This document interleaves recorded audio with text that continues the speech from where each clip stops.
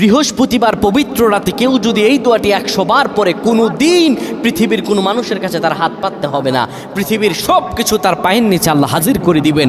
দারিদ্রতা থেকে মুক্তি দান করবেন, বিপদ আপদ থেকে মুক্তি দান করবেন, তার সম্মানকে সুউচ্চতা দান করবেন, অসুস্থতা থেকে দূরে রাখবেন। আল্লাহর অশেষ দয়া ও রহম তাকে দান করে দিবেন। সুবহানাল্লাহ। বৃহস্পতিবার রাত এটি গুরুত্বপূর্ণ রাত।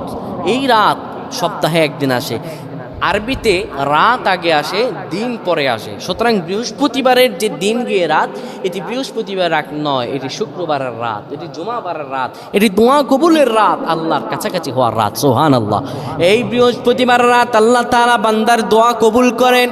কেউ যদি বৃহস্পতিবার রাতে ঈশা নামাজের পরে পবিত্র হয়ে ইয়া হাইয়ু ইয়া হাইয়ু ইয়া হাইয়ু ইয়া রফিয়ু ইয়া রফিয়ু ইয়া রফিয়ু এই দোয়াগুলো পড়তে পারে 100 বার, আল্লাহ রাব্বুল আলামিন তার